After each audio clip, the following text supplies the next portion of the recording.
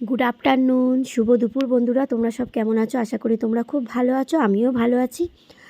আর happy Sunday. তো আমি সানডেতে 1 জানুয়ারিতে যে আমরা বেরিয়েছিলাম নন্দিনীতে খাওয়া দাওয়া করেছিলাম, সেই ভিডিওটা কিন্তু আমি সানডেতে আফটারনুনে এডিট করে দিচ্ছি। তো সেই জন্যে কিন্তু আফটারনুনটা জানালাম। আর তোমরা আজকে রবিবার, স্পেশাল দিন, খুব ভালো করে কাটাও। আর এই দেখো, বলতে বলতে আমি কিন্তু নন্দিনীতে চলে এসেছি। আর 1 জানুয়ারি ছিল সেদিন।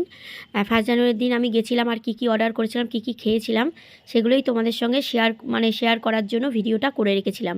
আর দেখো বন্ধুরা, আমি কিন্তু এই একদম পুরো জানলার ধারে বসেছি, আর রাস্তা দেখা যাচ্ছে কি সুন্দর। এই জায়গাটা দেখো, আমি মোটামুটি ওই দিকটায় বসতাম, ওই কোণার দিকটায় বসতাম, কিন্তু এদিকটায় বসেছি। তো তোমরাই কিন্তু কমেন্ট করে জানিও তো যে কেমন, এই দিকটায় কেমন। আমার কিন্তু মনে হচ্ছে যতবারই আমি নন্দিনীতে আসবো আমি কিন্তু এই দিকটায় বসবো। আর আমার মেয়ে দেখো হাই বলে দিল তোমাদের, আর আমার কিন্তু খুব ভালো লাগছে। আর এই দেখো মা। তো আমি কিন্তু বন্ধুরা অর্ডার করেছিলাম সেদিন mix fried rice, chilli chicken, আর একটা মাটন বিরিয়ানি আর স্যালাড। তো আমি এই হচ্ছে অর্ডার করেছিলাম। তো দাঁড়াও, এই দেখো এসে গেছে। তো এই যে মিক্স ফ্রাইড রাইস দেখো, আর স্যালাড, এই দেখো স্যালাড দিয়েছে, কি সুন্দর করে দেখো দিয়েছে মিক্স ফ্রাইড রাইস। আর চিলি চিকেন, এই দেখো চিলি চিকেন, আর একটা হচ্ছে মাটন বিরিয়ানি, দেখো একটা হচ্ছে মাটন বিরিয়ানি। তো একটু অন্যরকম অর্ডার করলাম। প্রায় দিনই নন্দিনীতে গিয়ে কিন্তু মাটন বিরিয়ানি খাই, তো ভাবলাম চলো চিলি চিকেন আর ফ্রাইড রাইসটাও নিই।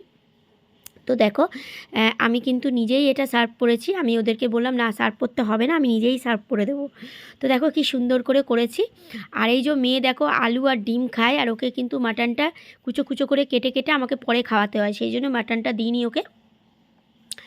আর এই যে দেখো আমরা নিয়ে নিয়েছি চিলি চিকেন আর ফ্রাইড রাইস, আর এই যে স্যালাড। তো দেখো কি সুন্দর স্যালাডটা, কি সুন্দর করে দিয়েছে, আর খুব সুন্দর। যাই হোক, ফ্রাইড রাইসটাও কিন্তু ভালো হয়েছিল, চিলি চিকেনটাও ভালো হয়েছিল। রাস্তা দিয়ে লোক যাচ্ছে আর গাড়ি ঘোড়া যাচ্ছে, একদম 14 নম্বরে মেন রোডে এটা। তো তোমরা যারা যারা বেহালায় থাকো অবশ্যই তোমরা চেনো নন্দিনী। তো যাই হোক, আমরা সেদিন কিন্তু খুব ভালো খাওয়া দাওয়া করেছিলাম। মাকে জিজ্ঞেস করলাম, মা ভালো খাওয়া দাওয়া করলে তো? মা বললো হ্যাঁ, যেহেতু মায়ের পায়ে ব্যথা, বেশি আমি রান্নাবান্না করতে দিই না, বেশিরভাগই বাইরে খাই। তো যাই হোক, অনেকেই হয়তো হিংসা করতে পারে। তো এই দেখো সন্ধেবেলা একটুখানি কফি নিয়েছি, কফি টফি খেয়ে তারপর আমরা বাড়ি ফিরেছি। তো যেটা বলছিলাম, অনেকেই হয়তো হিংসা করতে পারো, কিন্তু আমার কিছু করার নেই, আমার টাকায় আমি যাচ্ছি। তো হিংসা করার কিছু নেই। হ্যাঁ, দিদার টাকায় আমি যাচ্ছি, আমার বরের টাকায় নয়।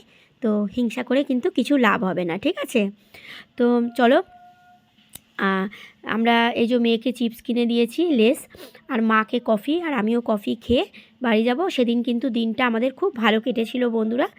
তো তোমাদেরও কেমন দিনটা সেদিন কেটেছিল অবশ্যই কমেন্ট করো। আর আজকে তো রবিবার, আজ দিনটা কেমন কাটছে অবশ্যই বলো। আর আজকের আমি ভিডিও করতে পারিনি, তাই জন্য কিন্তু এই ভিডিওটাই, মানে 1 জানুয়ারি ভিডিওটাই ছিল, সেইটাই আমি এডিট করে দিলাম।